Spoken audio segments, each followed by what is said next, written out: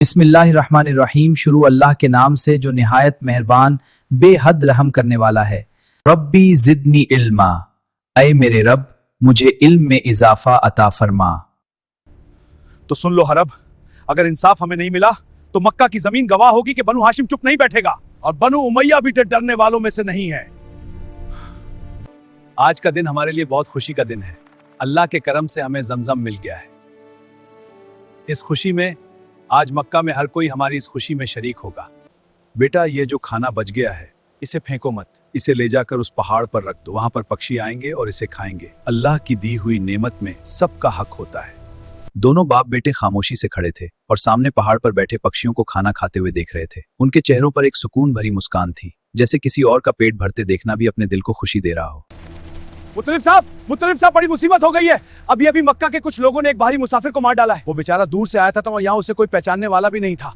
कुछ लोगों ने उस पर हमला कर दिया और उसे वही मार दिया। अब लोग डर रहे हैं। अगर बाहर के लोग यह सुनेंगे तो मक्का की इज्जत पर सवाल उठेगा। अब क्या किया जाए?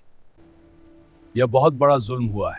मुझे बताओ, वो आदमी कौन था, कहां से आया था और किस कबीले से ताल्लुक रखता था?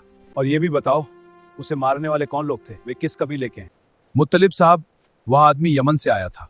वह एक ताजिर था, अपना सामान बेचने मक्का आया था।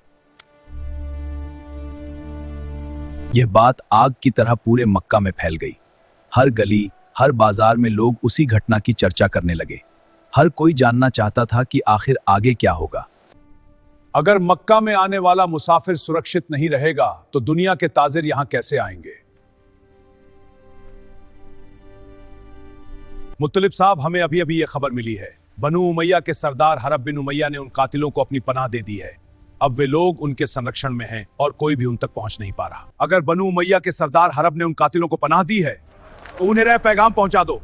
उन्हें कह दो कि हाल में कल काबा के पास आकर मुझसे ले, वहीं सबके सामने इस मामले की बात होगी।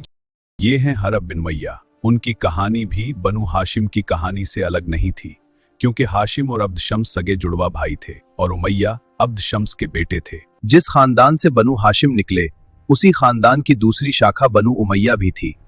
एक ही नस्ल से निकलकर वक्त ने इन दो घरानों को दो अलग रास्तों पर खड़ा कर दिया। एक तरफ थे बनु हाशिम के सरदार मुत्तलिब बिन हाशिम और दूसरी तरफ बनु उमैया के सरदार हरब बिन उमैया।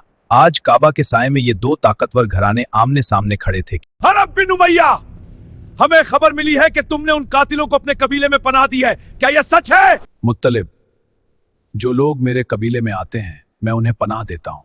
यह हमारे बाप दादाओं की रिवायत है। रिवायत के नाम पर जुल्म को पनाह देना कभी इज्जत नहीं होता हरब, और अपनी ताकत के बल पर दूसरे कबीलों को धमकाना, क्या यह इंसाफ है? मुत्तलिब, हम धमका नहीं रहे, हम सिर्फ इंसाफ मांग रहे हैं। कातिलों को हमारे हवाले कर दो।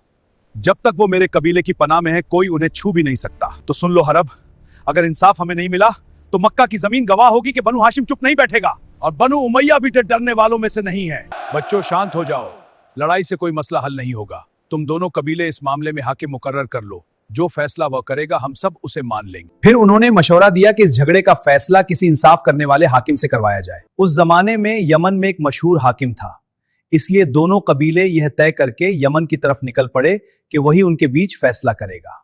इसलिए दोनों पक्ष यमन तक गए। हाकिम ने दोनों की बातें सुनी और फैसला दिया कि अब्दुल मुत्तलिब का रुख इंसाफवाद है। इस फैसले के बाद झगड़ा खत्म हो गया और अब्दुल मुत्तलिब की इज्जत और भी बढ़ गई।